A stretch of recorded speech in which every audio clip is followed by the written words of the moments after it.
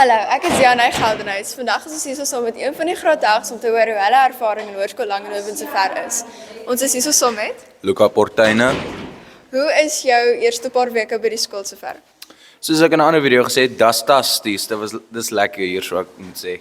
Ek is baie bly om dit te hoor. Sien jy uit vir die deernagmôre? Nie eens woorde kan beskryf hoe gelukkig ek is nie. Nie eens woorde nie. Dit gaan baie lekker wees, dit kan ek jou beloof. Sien jy uit vir die jaar wat voorlê? Nie die werk nie, maar die gees ja. Dis baie goed. Dis is baie, jy's lekker positief. Dis 'n goeie energie om te hê. Sien jy uit vir jou toekoms in die skool? Baie, ek wil, my broer het gesê ek moet Oudtshoorn toe gaan en toe sê ek soos, weet jy wat, ek is reg, ek kom maar Langehoven, dis beter keuse. Dit is 'n beter keuse. Amen. Baie dankie vir die interview. Ons is baie bly ons kon jou vandag hier hê. Is my plesier, dankie dat jy my genooi het.